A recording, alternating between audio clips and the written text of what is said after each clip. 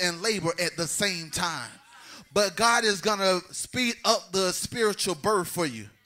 And he's going to excel it that you're going to give birth to it all at the same time.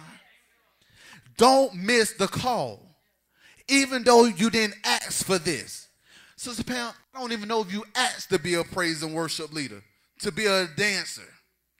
I don't even know if the man or woman of God, I don't even know if you asked for this, woman of God.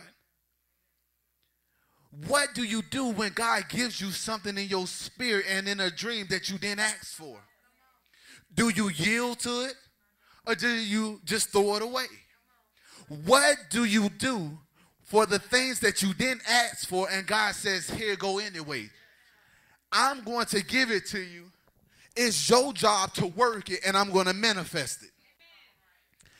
He began to call Samuel at an early age, as an early young prophet. Samuel didn't ask for it. Nowhere in the Bible did it say that Samuel asked for his call. Nowhere in the Bible did it say that Samuel wanted to be a prophet. But because of the coats that his mother gave him, who knows, maybe Hannah, with her journey going to Samuel in Eli's house, maybe her and her husband was decreeing and declaring over the coat the whole time. Lord, manifest a blessing in my son's life. And that's what some of the parents that came in tonight says, Lord, whatever you do, give my child a second chance. Lord, whatever you do, equip my child for this ministry. Lord, whatever you do, equip my child even for school. Lord, whatever you do, I didn't ask to be a mother at an early age, but Father, whatever you do, equip me. And I decree and declare that there is so much equipment that God is going to drop and download into your spirit, that when you go home tonight, you're going to begin to say, God, speak for your servant here. I decree it right now that you'll begin to speak. Lord, whatever the calling is, your servant is ready for it.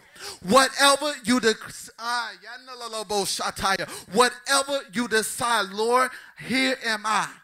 It's not my mother, it's not my father, it's not my sister, it's not my brother, but Father, it's me that's standing in the need.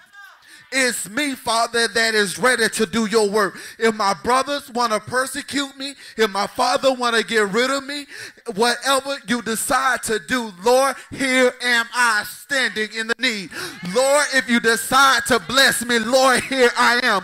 Father, if you decide to promote me, Lord, here am I. Whatever the call is, I decree and declare that you'll be able to stand and say, Lord, here am I.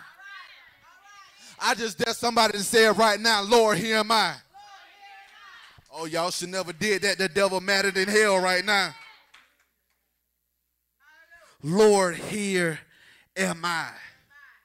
I didn't ask for this. I didn't ask for this call.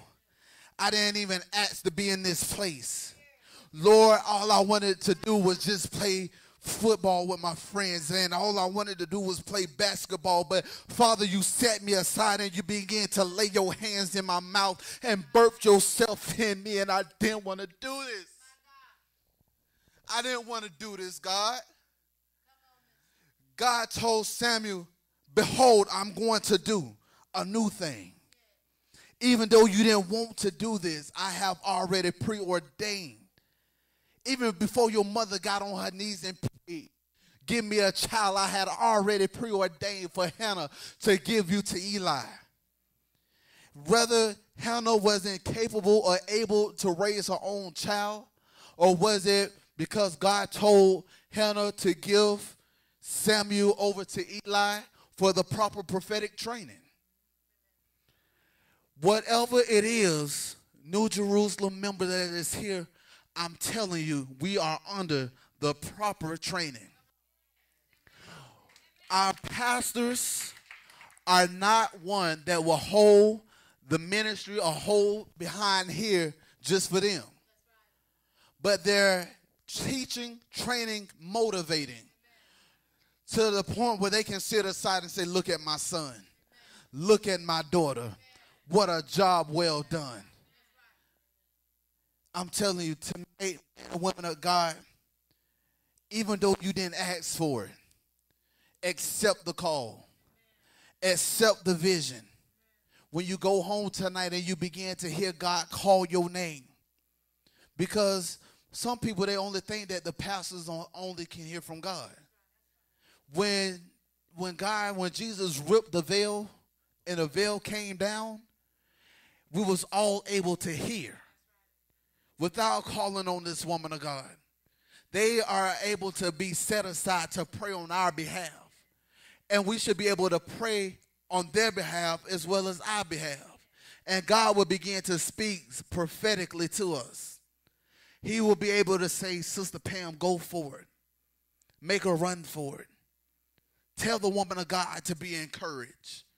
Even though the ministry seems like it's off balance, tell them to be encouraged.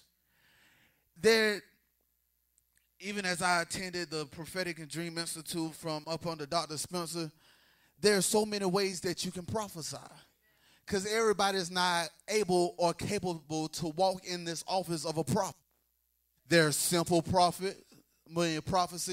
Be encouraged, woman of God. God is going to fix it. Simple prophecy.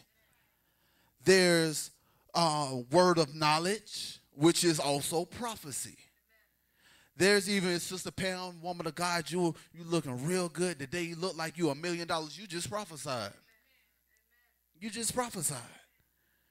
So don't miss your call because your friends and family would think you crazy. I know my brother and my sister, they think I'm crazy.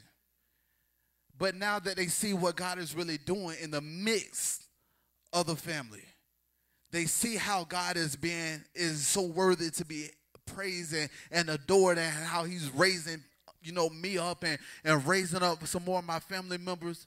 God says, whatever you put your hand to do, don't think twice about it. If I told you to do it, go for it. Samuel heard the voice of God, and he began to minister effectively to Eli.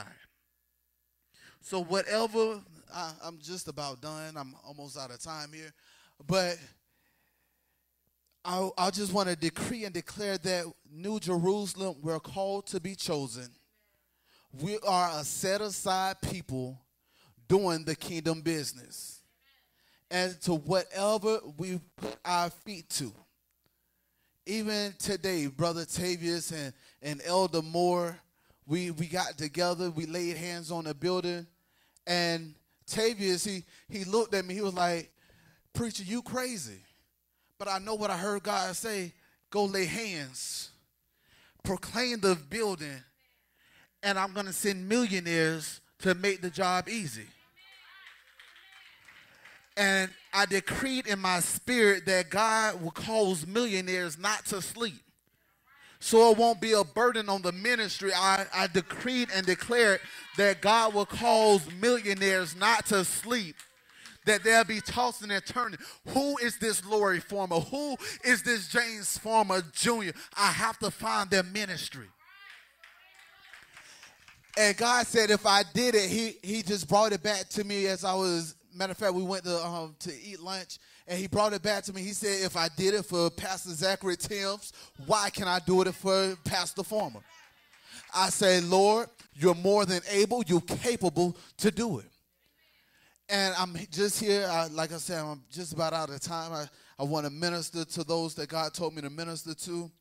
But this place, the coats that you guys have been wearing, even though you didn't ask to wear a particular coat, it's time to change it, New Jerusalem.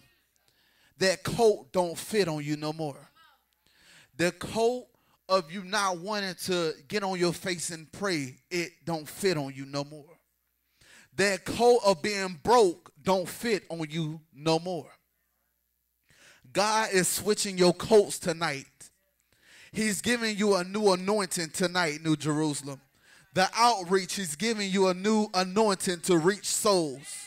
He's giving you a new anointing to step on serpents and you will not have any harm or danger.